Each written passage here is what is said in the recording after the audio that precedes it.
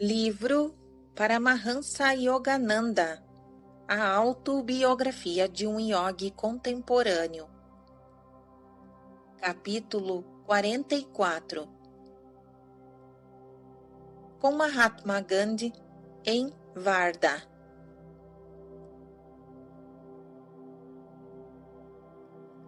Sejam bem-vindos a Varda. Mahadev Desai, secretário de Mahatma Gandhi, com estas palavras cordiais e com guirlandas de cadar, algodão fiado em casa, cumprimentou a senhora Black e o senhor White e a mim. Nosso pequeno grupo, satisfeitos por deixar a poeira e o calor do trem, acabava de chegar à estação de Varda. Em certa manhã de agosto bem cedo. Depois de colocar nossa bagagem num carro de bois, entramos num automóvel sem capota com o senhor Desai e seus companheiros Babasahed Desmukh e o Dr. Pingali. Uma curta viagem por estradas rurais e lameadas nos trouxe a Maganvadi, o ashram do santo político da Índia. O senhor Desai levou-nos imediatamente ao escritório onde Mahatma Gandhi se encontrava sentado à moda oriental. Caneta numa das suas mãos e papel de rascunho na outra, em sua face, um amplo, amável e conquistador sorriso. Bem-vindos! Rabiscou ele em hindi. Era segunda-feira, seu dia de silêncio semanal. Embora fosse este o nosso primeiro encontro, sorrimos um ao outro afetuosamente. Em 1925, Mahatma Gandhi concedera a honra de sua visita à escola de Yoga Satsanga em Ranchi e escrevera suas benevolentes impressões no livro destinado aos visitantes. O minúsculo santo de 45 quilos irradiava saúde física, mental e espiritual. Seus olhos castanhos suaves brilharam com inteligência, sinceridade e discernimento. Eilo, o estadista, cuja perspicácia fora desafiada em centenas de batalhas legais, sociais e políticas, delas emergindo vitorioso. Nenhum outro líder no mundo alcançou um nicho tão garantido nos corações de seu povo como o que Gandhi ocupa no seio de milhões de iletrados na Índia. O espontâneo tributo das massas se exprime no famoso título Uma Grande Alma. Observação 379. Seu nome de família é Mohandas Karamchand Gandhi. Ele nunca se refere a si mesmo como Mahatma. Fim da observação 379. Continuação da narrativa.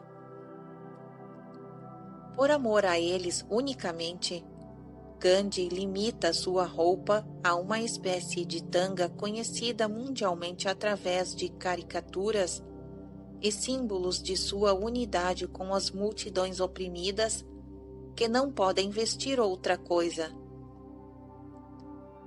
Os residentes do ashram estão inteiramente às suas ordens. Por favor, recorram a eles para qualquer serviço. Com sua característica cortesia, o Mahatma estendeu-me outra nota escrita rapidamente quando ia ao senhor Desai conduzir nosso grupo do escritório à casa de hóspedes. Nosso guia levou-nos através de pomares e campos de flores a um edifício coberto de telhas com rótulas nas janelas. No pátio fronteiro, Um poço de 7,5 metros de diâmetro era usado, segundo nos disse o Sr. Desai, para o suprimento de água. Perto dali achava-se uma roda de cimento, girando para descascar o arroz. Cada um dos nossos pequenos dormitórios demonstrava não ter mais do que o mínimo irredutível. Tinha uma cama de cordas trançadas à mão. A cozinha caiada exibia orgulhosamente uma torneira num canto e no outro uma cavidade no chão, com fogo para preparar o alimento. Singelos sons arcádicos alcançavam nossos ouvidos. O crocitar das gralhas, o chileiro dos pardais, o mugir do gado e os golpes do cinzel lavrando a pedra. Ao notar o diário de viagem de Sr. Wright, o Sr. Desai abriu-o e escreveu numa página a lista dos votos Satyagraha. Observação 380. A tradução literal do sânscrito é ater-se à verdade. Satyagraha é um famoso movimento de não violência liderado por Gandhi. Continuação da narrativa. Esta lista de votos proferidos por todos os estritos seguidores de Satyagrahis de Mahatma. Segue ele agora. Não violência, verdade, não roubar, celibato, não possuir, trabalho braçal ou manual, controle do paladar, destemor, respeito igual a todas as religiões.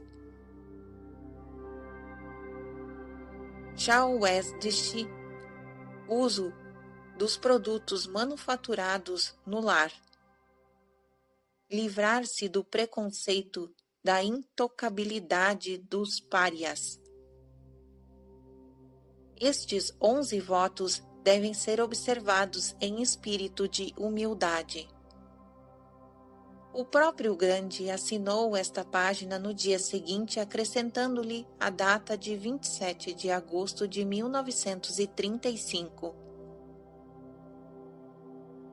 2 horas após a nossa chegada, meus companheiros e eu fomos chamados para o almoço. O Mahatma já cruzara as pernas sobre as arcadas do pórtico do ashram, oposto a seu escritório do lado do pátio. Cerca de 25 satyagrahis descalços sentavam-se à moda oriental diante dos pratos e xícaras de latão. Toda a comunidade participou do coro de preces. A seguir, serviu-se uma refeição em grandes panelas de latão que continham chapats, pães de trigo integral sem fermento untados com ghee, manteiga quase líquida de leite de búfala, talsari, vegetais picados e cozidos, e uma geleia de limão. O Mahatma comeu os chapats, beterrabas cozidas, alguns vegetais crus e laranjas.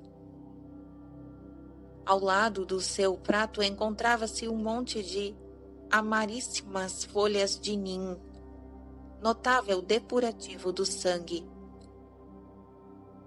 Com sua colher, ele separou uma porção e colocou-a em meu prato. Mastigue-as depressa e engula-as com água, recordando os dias de minha meninice quando mamãe me forçava a tragar a desagradável dose. Gandhi entretanto, estava comendo a pasta de nim, aos poucos, sem desagrado. Neste banal incidente, notei a habilidade do Mahatma em desligar os sentidos à sua mente à vontade. Lembrei-me de uma apendicectomia muito noticiada a que o submeteram há alguns anos atrás. Recusando anestésicos, o santo conversou alegremente com seus devotos durante toda a operação. Em um tranquilo sorriso, revelava sua inconsciência à dor. À tarde tive a oportunidade de conversar com uma renomada discípula de Gandhi, filha de um almirante inglês, a senhora Madeleine Slade, a quem chamam agora de Mirabelin. Observação 381. Ela publicou certo número de cartas escritas pelo Mahatma que revelam o treinamento de autodisciplina recebido de seu guru. Registrado em Cartas de Gandhi a uma discípula, da Harper e Bros, Nova York, 1950. Em livro posterior, A Peregrinação do Espírito, de Coward McCann, de New York, 1960.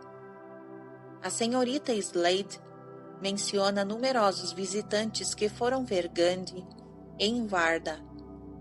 Escreveu ela: decorrido tão longo tempo, não posso lembrar-me de todos, mas 2 permanecem nítidos em minha memória. Alid Edbi Hanum, a célebre escritora turca, e o Shawazmi Yogananda, fundador da Self-Realization Fellowship nos Estados Unidos. Nota da SRF. Fim da observação 381. Continuação da narrativa. Seu rosto calmo e firme iluminou-se de entusiasmo enquanto me falava sobre suas atividades diárias e impecável em Rinde. A obra de reconstrução rural tem suas recompensas. Um dos nossos grupos vai todas as manhãs às 5 horas servir os habitantes da aldeia vizinha e ensinar-lhes as regras elementares de higiene. Fazemos questão de limpar-lhes as fossas sanitárias e suas choças de palhas e barro. Os camponeses são analfabetos, não podem ser educados a não ser pelo exemplo.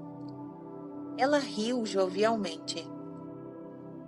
Fitei com admiração esta inglesa de linhagem aristocrática, cuja verdadeira humildade cristã lhe permitia ser varredora de ruas, onde o trabalho geralmente é executado apenas pelos intocáveis. Vim para a Índia em 1925, disse-me ela. Neste país, sinto que regressei a meu lar. Agora já não desejaria retornar à minha antiga vida e aos meus interesses anteriores. Trocamos ideias sobre os Estados Unidos durante alguns minutos.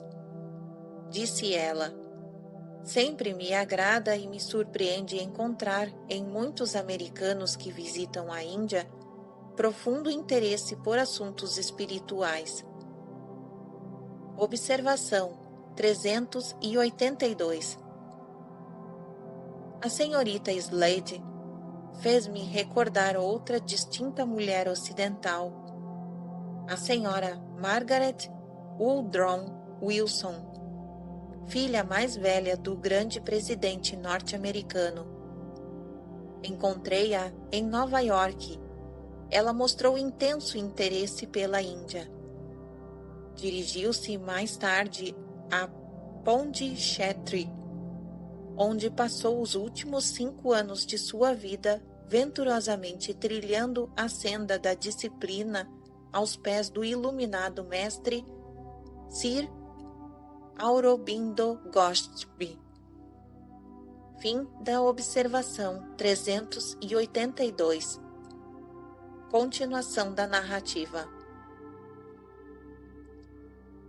As mãos de Miraben logo se ocuparam com um charca roda de fiar.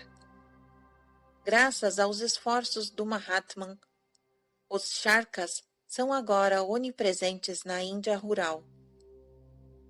Gandhi tem bons motivos econômicos e culturais para encorajar a revivências das indústrias caseiras, mas não aconselha o repúdio fanático de todo o progresso moderno.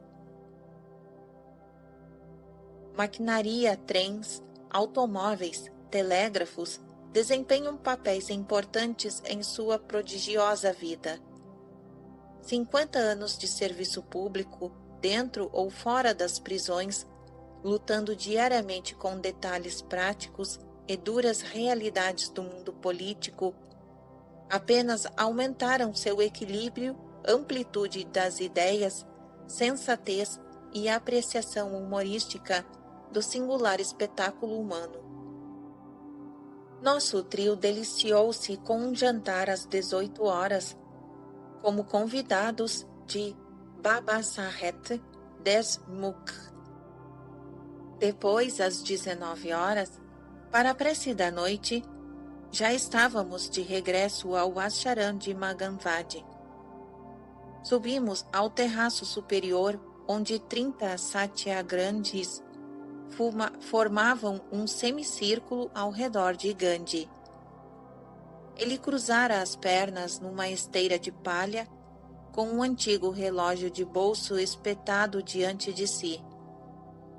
O sol, prestes a sumir, lançava um último raio à fronte das palmeiras de Banians, figueiras de Bengala.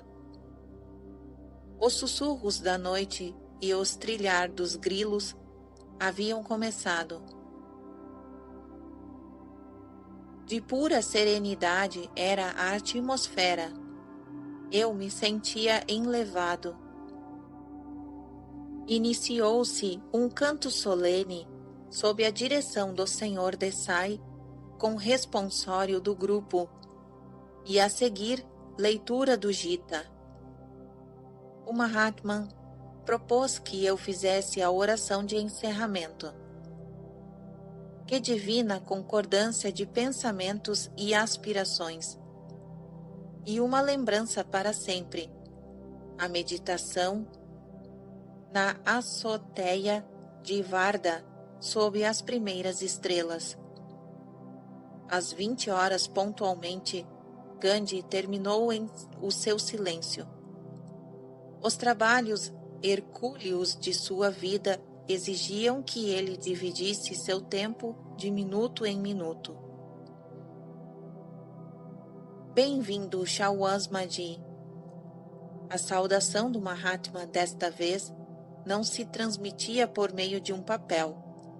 Acabávamos de descer da azoteia para o seu escritório, mobiliado simplesmente com esteiras quadrangulares e nenhuma cadeira.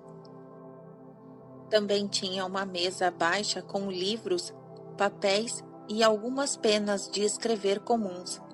Nenhuma caneta tinteiro. A um canto, um exótico relógio fazia ouvir o seu tic-tac. Uma aura de paz e devoção, tudo abrangia. Gandhi mostrava um de seus sorrisos cativantes cavernosos, quase desdentados. Há anos atrás, explicou ele, comecei minha observância semanal de um dia de silêncio como recurso para ganhar tempo a fim de cuidar de minha correspondência. Agora, entretanto, estas 24 horas tornaram-se uma necessidade vital do espírito. Um decreto de silêncio periódico não é uma tortura, mas uma bênção. Concordei muito sinceramente. Observação 383. Já faz muitos anos que nos Estados Unidos venho observando períodos de silêncio para a consternação dos visitantes e secretários. Continuação da narrativa. O Mahatma fez perguntas sobre a América e a Europa e trocamos ideias sobre a Índia e as condições do mundo. Mahadev, disse Sr. Gandhi ao Sr. Desai, que entrava na sala. Por favor, arranje tudo para Shawasmiji falar sobre yoga amanhã à noite no salão da prefeitura de Varda. Quando dei boa noite ao Mahatma, ele me ofereceu atenciosamente uma garrafa de óleo de citronela. Observação 384. Designação científica da erva cidreira e de várias outras plantas que têm aroma semelhante ao do limão. Fim da observação 384. Continuação da narrativa. Os mosquitos de Varda ignoram tudo sobre Ahimsa.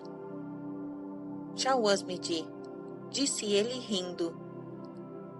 Observação 385.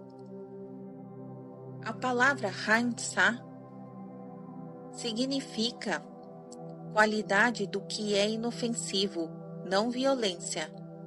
A rocha em que se alicerça o credo de Gandhi. Ele recebeu profunda influência dos Jainais, que reverenciam Ahimsa como a virtude básica.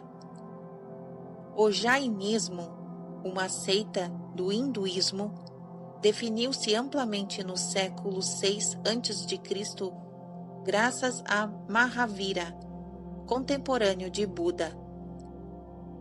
Possa Mahavira, o grande herói, contemplar-se através dos séculos em seu heróico filho Gandhi. Fim da observação 385. Continuação da narrativa.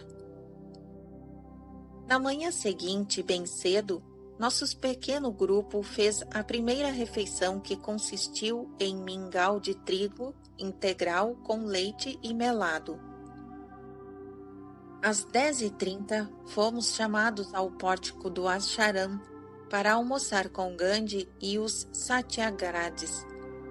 Naquele dia, o cardápio incluía arroz com cutícula, uma nova seleção de vegetais e sementes de cardamomo. À tarde, perambulei pelos terrenos do Ashram até o pasto de algumas vacas imperturbáveis. A proteção à vaca é uma paixão de Gandhi. Para mim, a vaca é o símbolo de todo o mundo no infra-humano. Ela amplia a solidariedade do homem para além da sua própria espécie, explicara Mahatma. Através da vaca, o homem é impelido a perceber sua identidade com tudo o que vive. Antigos rishis escolheram a vaca para esta apoteose por um motivo muito óbvio para mim. A vaca na Índia vinha a ser a melhor comparação. Ela é a que trazia a abundância. Não só dava leite, mas tornava possível a agricultura. A vaca é um poema de compaixão. Lê-se piedade neste manso animal. Ela é a segunda mãe de trilhões de criaturas. Proteger a vaca significa proteger toda a muda da criação de Deus. A súplica dos seres inferiores da criação é tanto mais intensa por não serem eles dotados de fala. Observação 386. Gandhi escreveu com beleza sobre numerosos assuntos.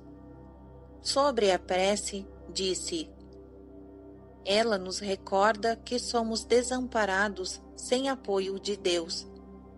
Nenhum labor é completo sem prece, sem o reconhecimento definido de que o melhor esforço humano é improdutivo sem a bênção de Deus na retaguarda. A prece é um chamado à humanidade, um chamado à autopurificação, à pesquisa interior. Certos ritos diários são obrigatórios para o hindu ortodoxo. Um é Bhuta Ayadna, oferenda de alimento ao reino animal. Esta cerimônia simboliza o entendimento que o homem adquiriu de suas obrigações com as formas menos evoluídas do universo, identificadas por instinto com o corpo, ilusão que também atormenta o homem. Faltando-lhes, porém, a faculdade libertadora da razão peculiar à humanidade. Assim, o Bhuta Ayadna reforça no homem a disposição de prestar socorro ao fraco. Em troca, ele é confortado por inúmeras solicitudes de seres invisíveis superiores. A humanidade acha-se também sob a obrigação moral de proteger as dádivas da natureza, tão pródigas na terra, no mar e no céu. A barreira evolutiva da incomunicabilidade entre a natureza, os animais, o homem e os anjos astrais é transposta por ritos ayadnas, diários de silencioso amor. Outros dois ayadnas são Pitri e Niri. Pitri Ayadna é uma oblação aos ancestrais, um símbolo de que o homem reconhece sua dívida para com as gerações passadas, cuja sabedoria acumulada ilumina a humanidade atual. Niri Ayadna é uma oferta de alimento aos estranhos ou aos pobres, um símbolo das responsabilidades odiernas do homem e seus deveres para com os seus contemporâneos. No início da tarde, como um bom vizinho, cumpri um Niri Ayadna, fazendo uma visita ao Ashram de Gandhi para meninas. O Sr. Wright acompanhou-me de automóvel numa viagem de 10 minutos. Juvenis e minúsculos rostos de flor, encimando talos de saris coloridos. No fim de breve palestra em hindi, que fiz ao ar livre, tombou dos céus um súbito aguaceiro. Observação 387. Hindi é uma língua indo-ariana, ricamente baseada em raízes sânscritas. É o idioma predominante no norte da Índia. O dialeto principal do hindi ocidental é o hindustani, escrito tanto com caracteres Devanagari, sânscrito, quanto com os sinais arábicos. Em seu subdialeto, o urdu, é falado apenas pelos muçulmanos e pelos hindus no norte da Índia. Fim da observação 387. Continuação da narrativa. Rindo, o Sr. Wright e eu subimos ao carro e nos apressamos a voltar ao Mangavadi, entre precipitantes lençóis de prata. Que intensidade tropical e que travessia chapinhante! Ao reentrar na casa de hóspedes, comoveram-me de novo a austera simplicidade e as provas de autossacrifício visíveis em toda parte. O voto de não possuir pronunciou-o Gandhi em algum tempo depois de seu casamento. Renunciando a um amplo exercício da advocacia, que lhe assegurava uma renda anual superior a $20.000, Mahatma Gandhi distribuiu toda a sua riqueza aos pobres. Sir Yukteswar costumava ridicularizar com gentil finura as concepções geralmente errôneas sobre renúncia. Um mendigo não pode renunciar à riqueza, dizia o mestre. Se um homem se lamenta, meus negócios faliram, minha mulher me abandonou, vou renunciar a tudo e ingressar num mosteiro. A que sacrifício ao mundo está se referindo? Ele não renunciou ao dinheiro nem ao amor. Estes é que renunciaram a ele. Santos como Gandhi, ao contrário, não só fizeram sacrifícios materiais tangíveis, mas também a renúncia, muito mais difícil, aos motivos egoístas e aos objetivos pessoais, emergindo de seu mais íntimo ser na caudal coletiva a serviço total da humanidade. Kasturabai, a notável esposa do Mahatma Gandhi, não pôs objeções quanto a ele, deixou de reservar uma parte de sua riqueza para uso dela mesma e de seus filhos. Casados, no início da adolescência, Gandhi e sua mulher fizeram o voto de celibato após o nascimento do seu quarto filho. Observação 388. Gandhi descreveu sua vida como impiedosa fraqueza em História da minha experiência com a verdade. Alimedebadet Navajivan Press, em 1927 a 1929. Muitas biografias repletas de nomes famosos e de acontecimentos pitorescos silenciam quase completamente sobre períodos de autoanálise ou de desenvolvimento interior. O leitor fecha cada um destes livros com certa insatisfação, como se dissesse: eis aqui o homem que conheceu muita gente notável, mas nunca se conheceu a si mesmo. Esta reação é impossível com a autobiografia de Gandhi. Ele expôs suas faltas e seus subterfúgios com a devoção impessoal à verdade, rara nos anais de qualquer época. Fim da observação 388, continuação da narrativa.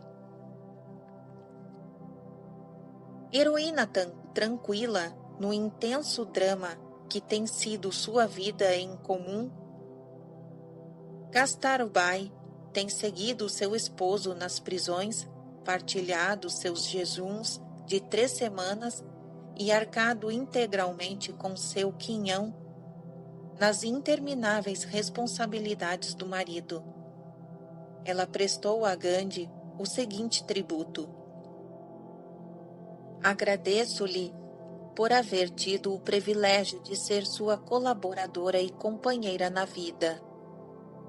Agradeço-lhe pelo mais perfeito casamento neste mundo, baseado em Brahmacharya, autodomínio, e não de sexo. Agradeço-lhe por me haver considerado sua igual no labor de toda a sua vida em prol da Índia. Agradeço-lhe por não ser um desses esposos que perdem seu tempo em jogos, corridas de cavalos, mulheres, vinho e canções, cansando-se de suas esposas e filhos como um menino que logo se cansa de seus brinquedos infantis. Que gratidão sinto por não ser você um desses maridos que passam o tempo a se enriquecerem com a exploração do trabalho alheio. Que agradecida estou por você haver colocado Deus e a pátria acima do suborno e haver tido a coragem de suas convicções e fé completa e implícita em Deus. Que agradecida estou por haver tido um esposo que considerou primeiro Deus e a pátria e só depois a mim. Agradeço-lhe por me haver tolerado as minhas deficiências na juventude, quando eu resmungava contra a mudança que você trouxe ao nosso modo de vida e do muito para o pouco. Em criança vivi no lar de seus pais. Sua mãe foi uma grande e bondosa mulher que me treinou, ensinando-me a ser uma esposa valente, corajosa e a conservar o amor e o respeito de seu filho, meu futuro esposo. No decurso dos anos, à medida que você se convertia no mais querido líder da Índia, não senti qualquer dos temores que perturbam a esposa quando seu marido subiu a escada do sucesso, como tantas vezes acontece em outros países. E saiba que a morte nos encontraria ainda como esposo e esposa.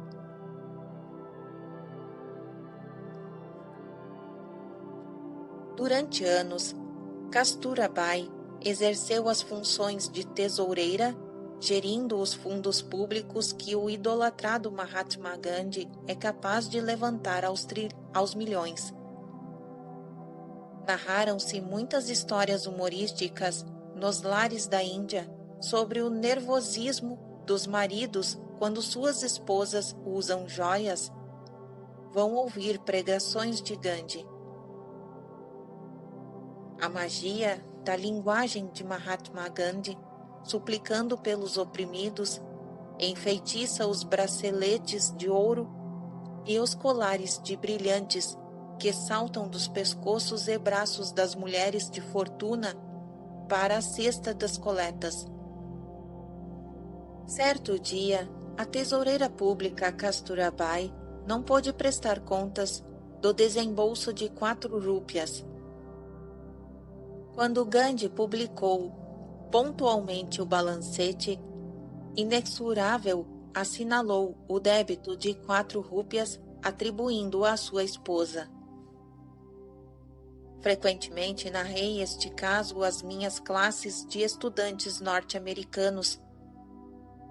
E certa noite, num salão de aulas, uma senhora indignada desabafou com veemência. Mahatma, ou não Mahatma, se fosse meu marido, eu lhe deixaria um olho preto por esse desnecessário insulto público. Depois de alguns gracejos bem-humorados entre nós, sobre as esposas americanas e hindus, prossegui oferecendo uma explicação mais completa. A senhora Gandhi considera o Mahatma não como seu marido, mas como seu guru, alguém que tem o direito de corrigi-la, mesmo por erros insignificantes, salientei.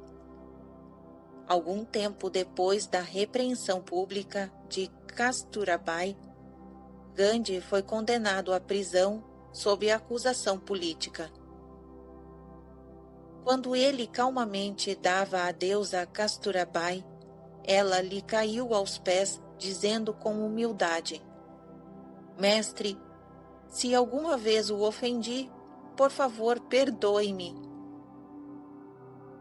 Observação 389.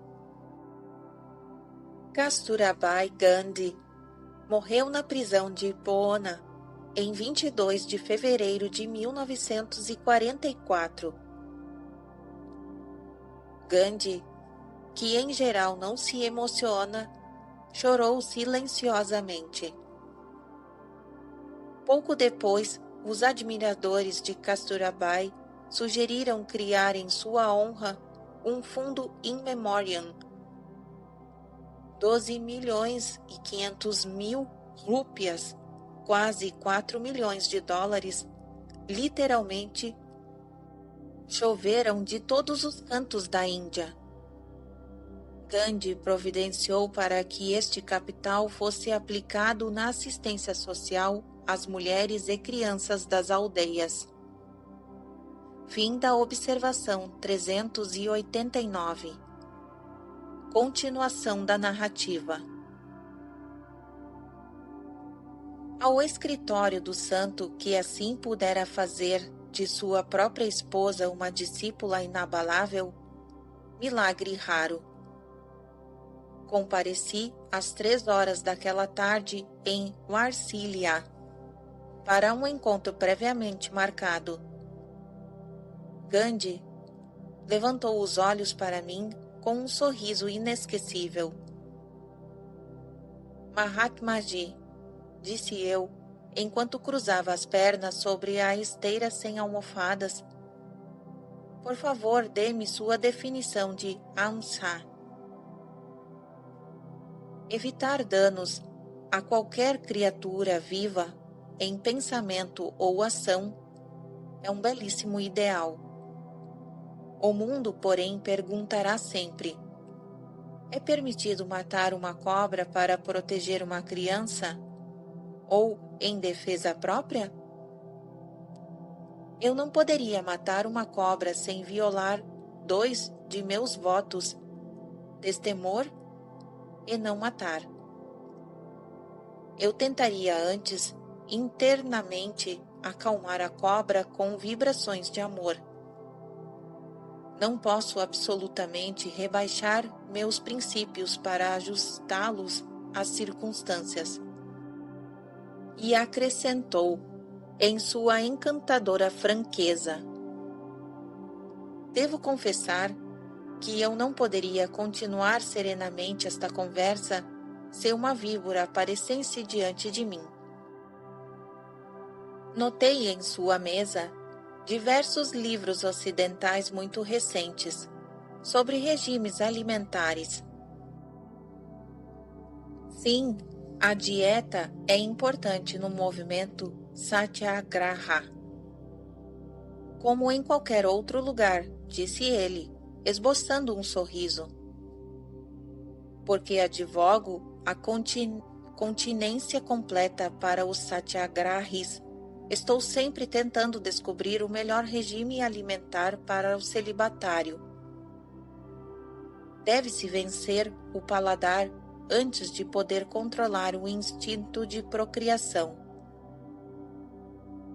Semi-inanição e dietas desequilibradas não constituem soluções. Depois de vencer a gula interna, os satyagrahis devem seguir uma dieta vegetariana racional com todas as necessárias vitaminas, minerais, calorias e etc. Usando de sabedoria interna e externa em relação à comida, o fluido sexual de Satyagrahi converte-se facilmente em energia vital para o corpo inteiro. O Mahatma e eu comparamos nossos conhecimentos quanto aos bons substitutos da carne. O abacate é excelente, disse eu. Há numerosas plantações de abacate próximas a meu centro na Califórnia. O interesse brilhou na face de Gandhi. Gostaria de saber se cresceriam em Varda. Os satyagrahis apreciariam um novo alimento. Faço questão de mandar alguns abacateiros de Los Angeles para Varda. E acrescentei: os ovos são um alimento com elevado teor de proteína. Estão proibidos para os satyagrahis? somente os ovos fecundados. O Mahatma riu-se evocativo. Durante anos, não apoiei o seu uso. Ainda hoje, não os como. Certa vez, uma de minhas noras estava morrendo devido à má nutrição. Seu médico insistia para que alimentassem ela com ovos. Não concordei e aconselhei-o a dar à doente algum sucedâneo do ovo. Gandhiji, disse o médico, galinhas não fecundadas põem ovos sem o esperma vital. Não se viola o preceito de não matar. Então consenti de bom grado que minha nora se alimentasse de ovos. Em pouco tempo ela recuperou a saúde. Na noite anterior, Gandhi expressara o desejo de receber a Kriya Yoga de Lakshmanasaya. Comoveu-me a amplitude do Mahatma a seu espírito de pesquisa. Ele se parece a um menino em sua divina busca, revelando a pura receptividade que Jesus enalteceu nas crianças. Destas é o reino dos céus. Chegara a hora de minha prometida instrução. Diversos satyagrahis penetraram na sala, e o senhor Desai, e o senhor Pingali e outros que desejavam a técnica de criar. Ensinei primeiramente à pequena classe os exercícios Yogoda. Visualiza-se o corpo divino em 20 partes. A vontade dirige a energia a cada uma sucessivamente. Logo, cada um dos presentes vibrava diante de mim como um motor humano. Era fácil observar as ondas de energia nas 20 partes do corpo de Gandhi, quase sempre expostos à vista. Apesar de muito magro, ele não desagrada aos olhos. A pele de seu corpo é suave e sem rugas. Observação 390. Gandhi tem empreendido muitos jejuns curtos e prolongados. Goza de saúde excepcional. Seus livros Dieta e Reforma da Dieta, Cura Natureva e A Chave da Saúde foram publicados pela editora Navajivan em Ahmedabad, na Índia. Fim da observação 390. Continuação da narrativa. Em seguida, iniciei o grupo na técnica libertadora de Kriya Yoga. O Mahatma estudou com reverência todas as religiões do mundo. As escrituras jainais, o Novo Testamento da Bíblia e os escritos sociológicos de Tolstói são as 3 fontes principais das convicções de não violência de Gandhi. Observação 391. Toreal, Ruskin e Mazzini são outros escritores ocidentais cujas teorias sociológicas Gandhi estudou cuidadosamente. Fim da observação 391. Continuação da narrativa. E assim ele afirmou o seu credo. Creio que a Bíblia, o Alcorão e o Zend-Avesta são revelações divinas como os Vedas. Observação 392. O Zend-Avesta é a sagrada escritura dada por Zoroastro à Pérsia. 1000 anos antes de Cristo. Fim da observação 392. Continuação da narrativa. Creio na instituição dos gurus. Mas, em nossa época, milhões de criaturas devem caminhar sem guru, porque é raro encontrar uma combinação de perfeita pureza e de perfeita instrução. Ninguém, entretanto, se desespere de jamais vir a conhecer as verdades religiosas, porque os principais fundamentais do hinduísmo, como os de todas as grandes religiões, são imutáveis e fáceis de compreender. Creio, como todo o hindu, em Deus e em sua unidade, no renascimento e na salvação.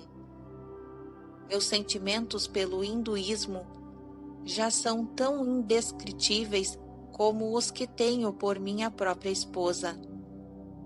Ela me comove e me impele como nenhuma outra mulher do mundo o poder de fazer. Não que ela seja isenta de faltas.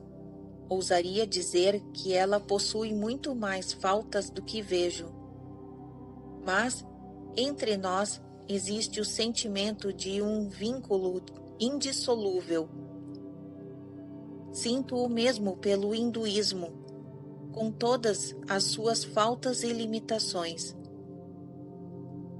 Nada me encanta mais do que a música do Gita ou do Ramayana, por Tulsidas. Quando eu imaginava estar exalando o último suspiro, o Gita era o meu consolo. O hinduísmo não é uma religião exclusivista. Nele existe lugar para o culto de todos os profetas do mundo. Observação 393.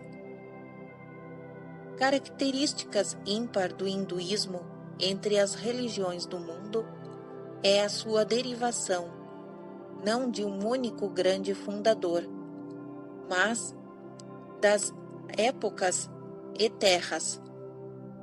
As escrituras védicas regulam não apenas as práticas de devoção, mas todos os costumes sociais importantes no esforço para harmonizar cada ação do homem com a lei divina. Fim da observação 393. Continuação da narrativa. Não é uma religião missionária no sentido comum do termo. Absorveu sem dúvida muitas tribos em seu seio, mas esta absorção foi de caráter evolutivo imperceptível. O hinduísmo ensina cada homem a adorar a Deus segundo a sua própria fé ou dharma, vivendo assim em paz com todas as religiões. Observação 394. Dharma é palavra sânscrita que inclui muitos significados, equivalente à lei, conformidade com a lei ou justiça natural, dever inerente às circunstâncias em que o homem se encontra em determinado momento. As escrituras definem Marina como as leis universais naturais, cuja observância permite que o homem salve-se da degradação e do sofrimento. Fim da observação 394. Continuação da narrativa. Sobre Cristo, Gandhi escreveu: Tenho certeza de que se ele viesse entre os homens agora, abençoaria as vidas de muitos que talvez nunca ouviram pronunciar o seu nome, conforme está escrito: Nem todo aquele que me diz Senhor, Senhor, mas o que faz a vontade de meu Pai. Observação 395, registrado em Mateus 7, versículo 21. Continuação da narrativa. Com a lição de sua própria vida, Jesus apontou à humanidade a determinação magnífica e o objetivo que deveriam ser os de todos nós. Creio que ele pertence não apenas à cristandade, mas ao mundo inteiro, a todas as nações e raças.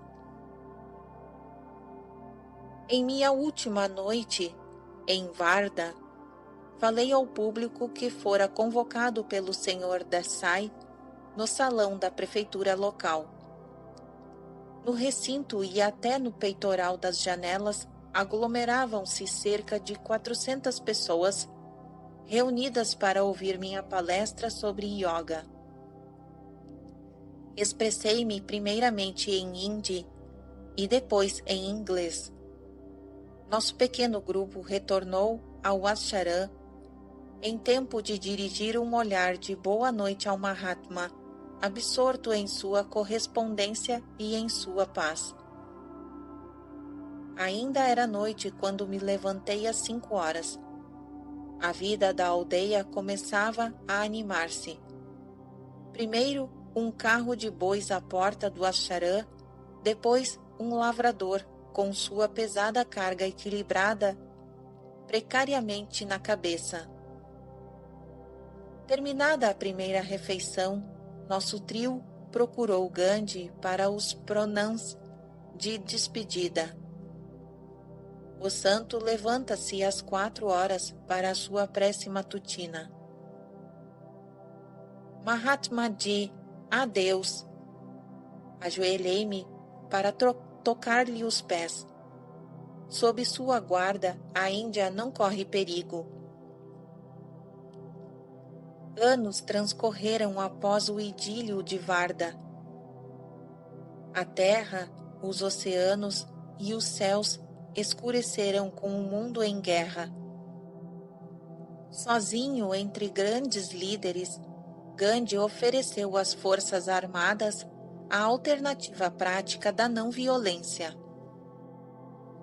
Para reparar queixas e remover injustiças, o Mahatma empregou recursos não violentos que reiteradamente provaram sua eficácia.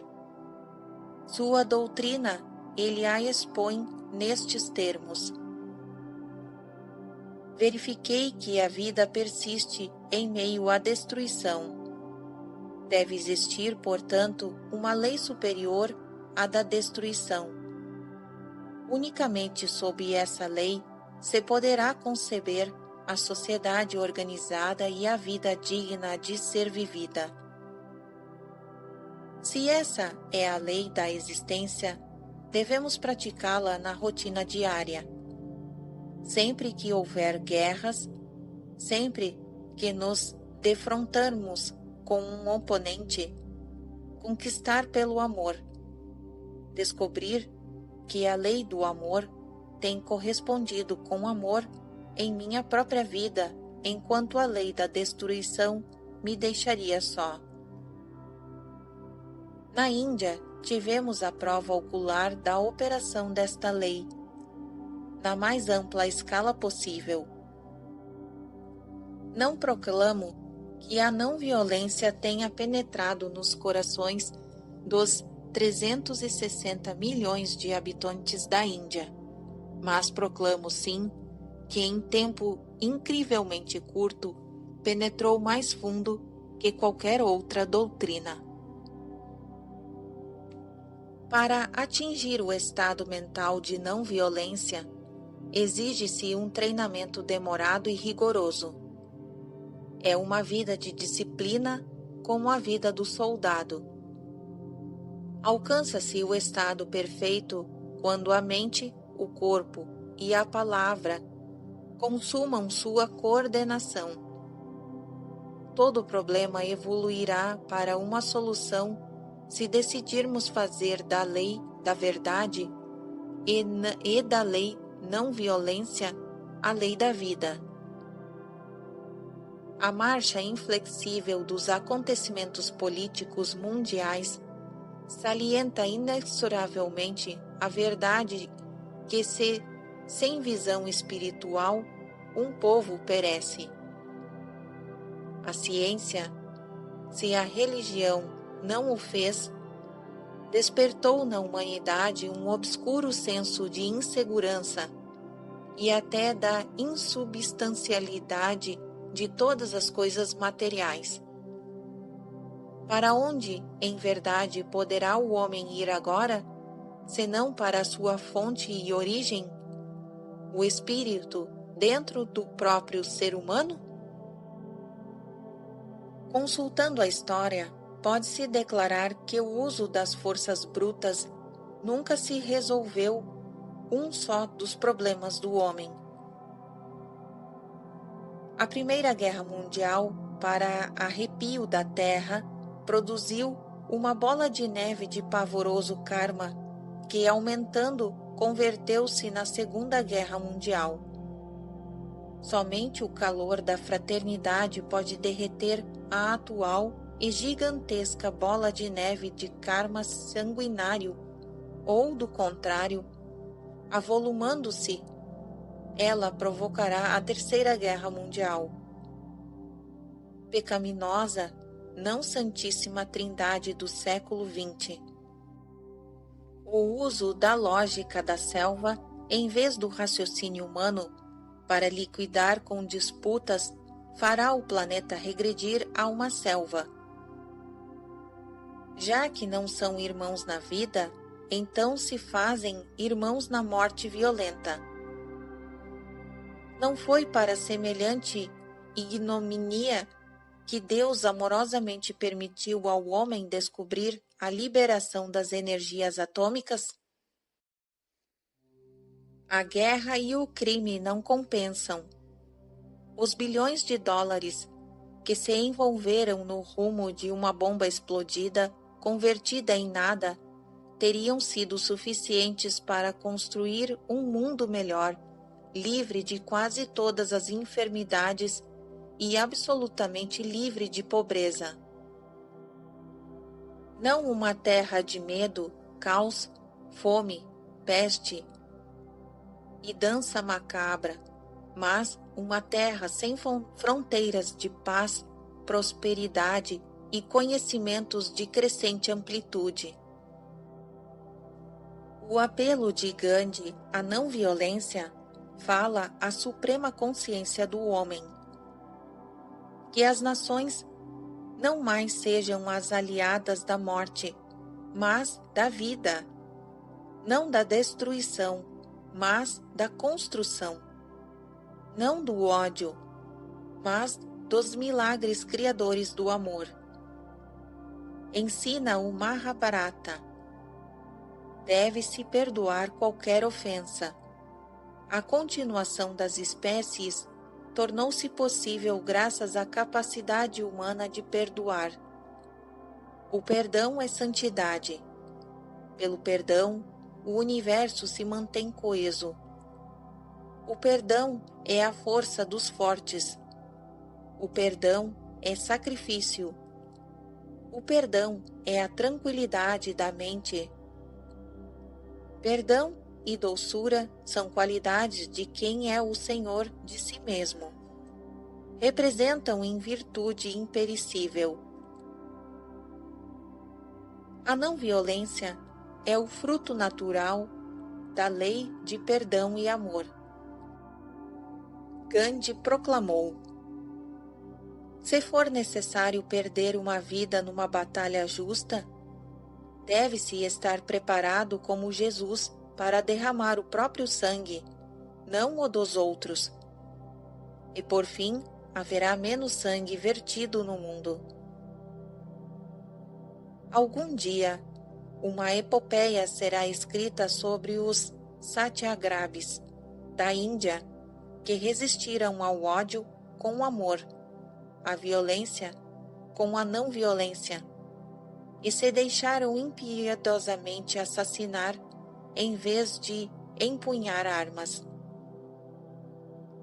Disto resultou que em certas ocasiões históricas foram os adversários que jogaram ao chão as armas e fugiram, cheios de vergonha, abalados em suas convicções mais profundas, à vista de homens que valorizam a vida dos outros acima da sua própria. Disse Gandhi: eu preferiria esperar, se necessário durante séculos, a procurar a liberdade de minha pátria através do derramamento de sangue. E a Bíblia nos adverte: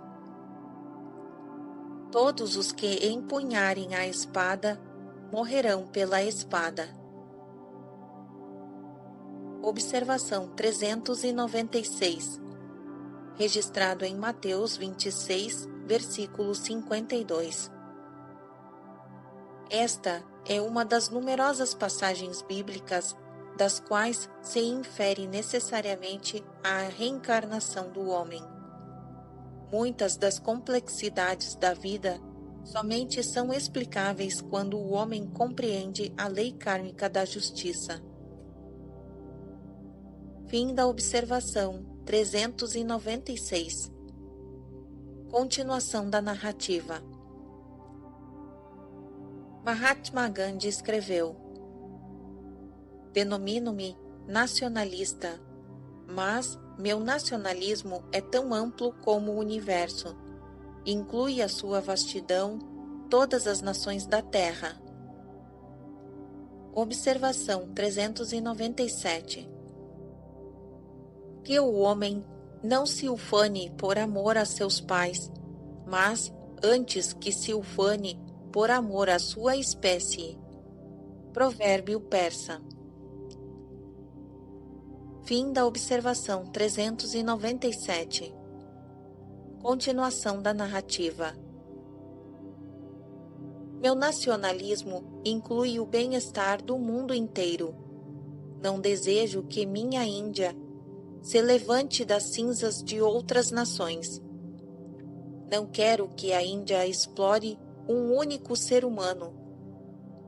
Quero que a Índia seja forte para que ela possa contagiar com sua força também as outras nações. Isto não ocorre hoje a nenhuma nação da Europa. Elas não transmitem forças às outras.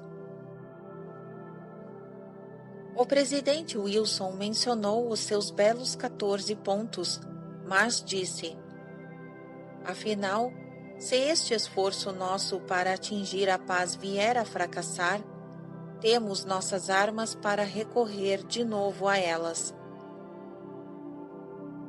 Quero inverter essa posição e dizer: nosso armamento já fracassou. Vamos procurar algo novo. Experimentemos a força do amor e de Deus, que é a verdade. Quando tivermos essa força, nenhum outro recurso será necessário. Pelo treinamento que o Mahatma Gandhi deu a milhares de verdadeiros satyagrahis, os que professaram os 11 votos rigorosos mencionados na primeira parte deste capítulo, os quais, por sua vez, propagam a sua mensagem por sua paciente educação das multidões hindus, para que compreendessem os benefícios espirituais e eventualmente materiais da não violência, por equipar seu povo com armas não violentas, a ausência de cooperação com a injustiça, a disposição voluntária para suportar os ultrajes, a prisão e a própria morte, em vez de recorrer às armas, e por recrutar a solidariedade do mundo através de exemplos inúmeros de heróico martírio entre os satyagrahis, Gandhi retratou dramaticamente o caráter prático da não-violência, seu poder solene de resolver disputas dispensando a guerra. Gandhi já conquistou por meios não violentos maior número de concessões políticas para sua terra que as obtidas por qualquer outro líder de qualquer outro país à custa de balas. Os métodos não violentos para a erradicação de todos os males e injustiças têm sido novamente aplicados não só à arena política, mas no campo complexo e delicado das reformas sociais da Índia. Gandhi e seus seguidores puseram fim a muitas e velhas querelas entre os maometanos e hindus. Centenas de milhares de muçulmanos encaram o Mahatma como seu líder. Os intocáveis encontraram nele o paladino destemido e triunfante. Se existir um renascimento para mim, escreveu ele, quero nascer como um pária entre os párias, porque assim poderei prestar-lhes um serviço mais eficaz. Observação 398. Gandhi chamava os párias, ou sem castas, de Harijans, filhos de Deus. Ainda em vida do Mahatma, eles passaram a ser eleitos para as legislaturas provinciais. Um deles veio a ser ministro da República.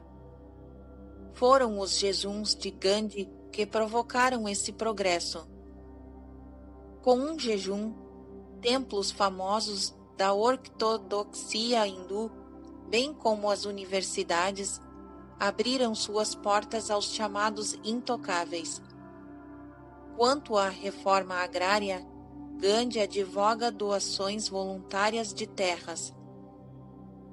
Seus discípulos, Vinoba Bhaver, homem de fé e de renúncia, valendo-se apenas da prece e da persuasão moral, conseguiu obter a divisão voluntária de grandes latifúndios em benefícios dos camponeses.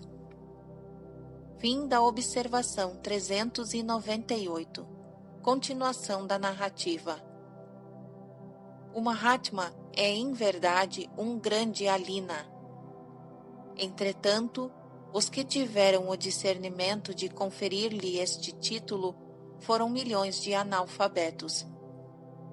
Este manso profeta é venerado em sua pátria. O camponês mais inferior colocou-se à altura do superior desafio de Gandhi. O Mahatma acredita com toda sinceridade na inerente nobreza do homem. As falhas inevitáveis nunca o desiludiram. Escreveu: mesmo que seu oponente o tenha enganado 20 vezes, um satyagrahi está pronto a confiar nele pela 21ª vez, pois uma confiança implícita na natureza humana é a verdadeira essência de seu credo. Observação 399. Então Pedro se aproximou e disse: Senhor, até quantas vezes meu irmão pecará contra mim e eu lhe perdoarei? Até 7? Jesus lhe respondeu: Não te digo até 7, mas até 70 vezes 7. Registrado em Mateus 18, versículo 21 a 22. O rei profundamente para de compreender este conselho inflexível. Senhor, protestei, é possível perdoar tanto? Quando a voz divina afinal respondeu, trouxe-me um dilúvio de luz, uma renovação de humildade. Quantas vezes, ó homem, eu perdoo a cada criatura diariamente? Fim da observação 399. Continuação da narrativa. Mahatma, o Senhor é um homem excepcional. não deve esperar que o mundo tenha o seu comportamento. Um crítico fez-lhe certa vez esta observação: é curioso como nos iludimos a nós mesmos, imaginando que podemos melhorar o corpo, mas que é impossível despertar os poderes ocultos da alma, replicou Gandhi. Empenho-me na tentativa de mostrar que, se possuo algum desses poderes, sou um mortal tão frágil como qualquer outro e nunca houve, nem há agora, nada de extraordinário a meu respeito.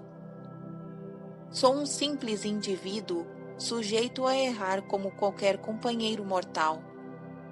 Reconheço que possuo humildade bastante para confessar meus erros e corrigir os passos que dei. Admito que tenho uma fé inalterável em Deus e em sua bondade, e uma paixão inextinguível pela verdade e pelo amor.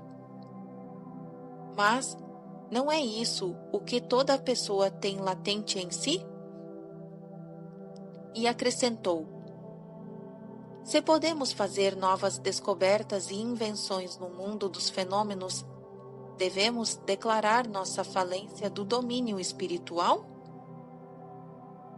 Será impossível multiplicar as exceções de modo a torná-las a regra? Deve o homem sempre ser primeiro em bruto, ou só depois um homem se chegar a tanto? Observação número 400. Charles P. Steinmetz, o grande engenheiro eletricista, foi interpelado certa vez pelo Sr.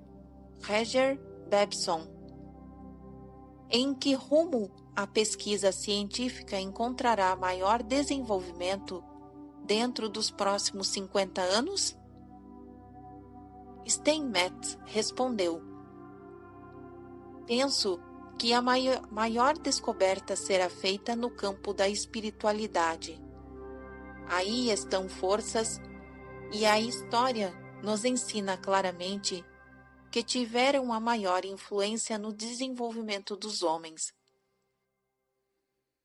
Apesar disso, estivemos até aqui simplesmente brincando com elas, e nunca as estudamos com a seriedade que demos às forças físicas. Algum dia, homens e mulheres aprenderão que as coisas materiais não trazem felicidade e são de pouca utilidade para torná-los criadores e poderosos. Então, os cientistas do mundo inteiro voltarão seus laboratórios para o estudo de Deus, da prece e das forças espirituais que até hoje mal foram pesquisadas. Quando este dia chegar, o mundo verá mais progresso numa só geração do que conheceu nas 4 últimas. Fim da observação número 400. Continuação da narrativa. Os norte-americanos podem recordar com orgulho o êxito que teve a experiência de não violência de William Perrin, fundador de uma povoação na Pensilvânia, no século XVII. Ali não havia fortalezas, nem soldados, nem milícia, nem mesmo armas.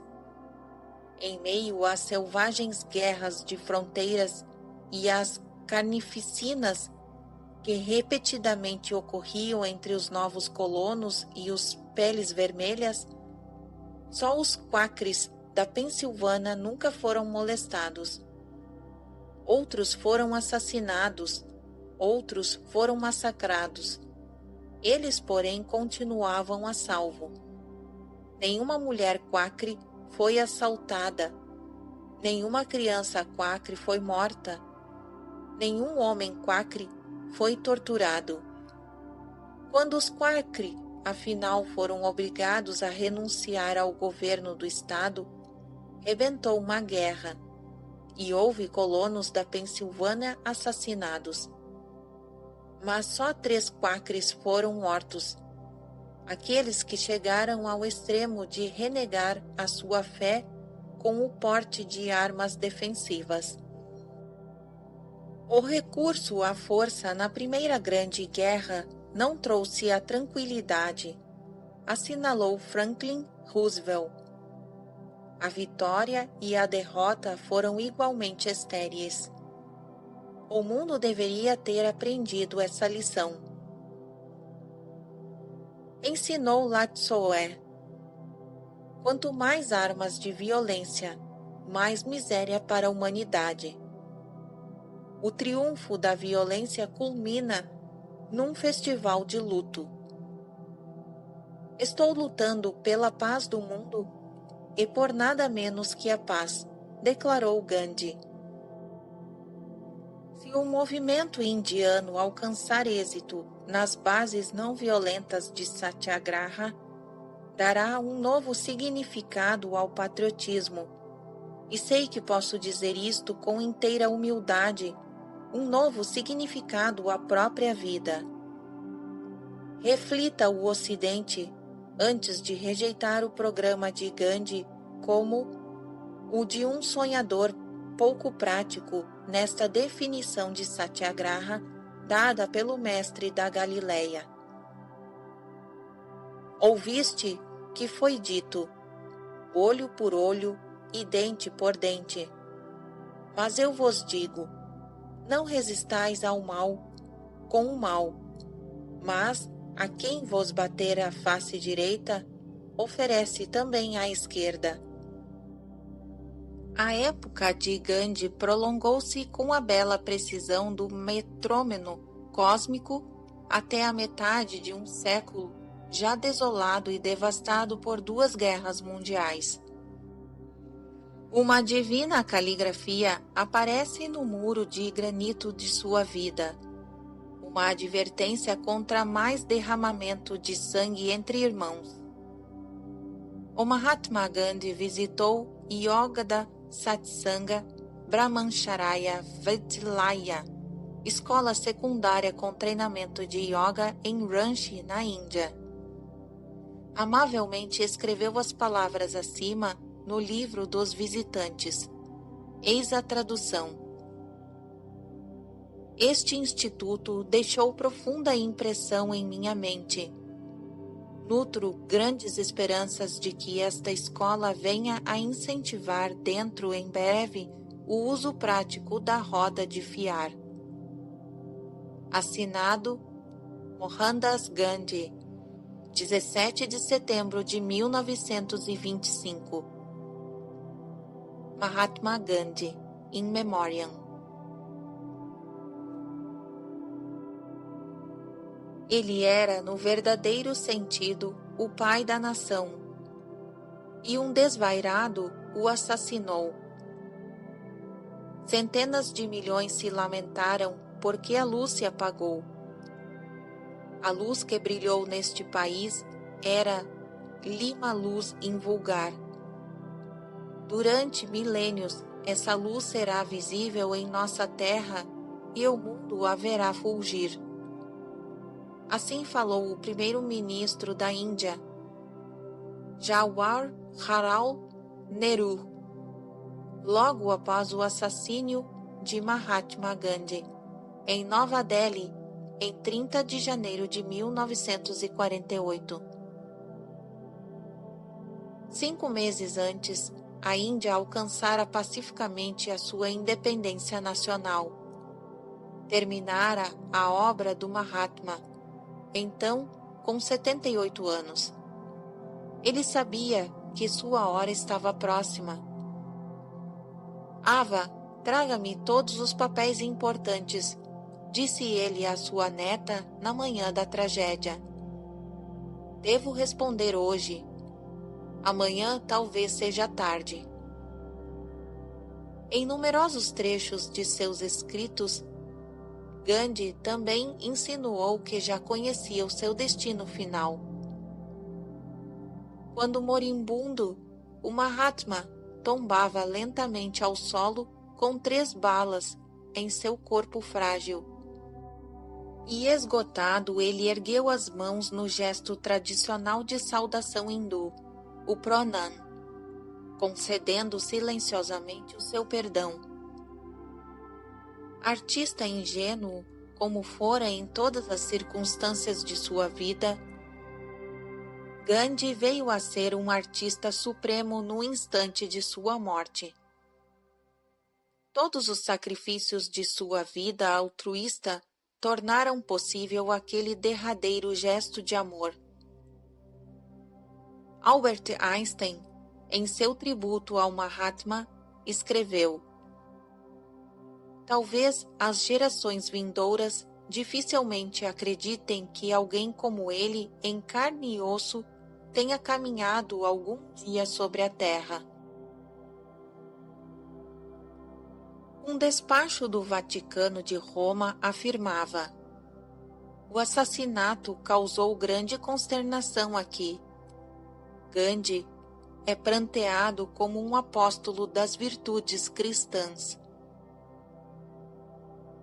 Férteis em significado simbólico são as vidas de todos os grandes seres que vieram à Terra para encarecer e realizar uma justiça específica. A dramática morte de Gandhi pela causa da unidade indiana realçou luminosamente sua mensagem para um mundo estraçalhado por desuniões em cada um dos continentes. Essa mensagem ele afirmou em palavras proféticas: a não-violência nasceu entre os homens e viverá. Ela é a precursora da paz mundial. Fim do capítulo 44.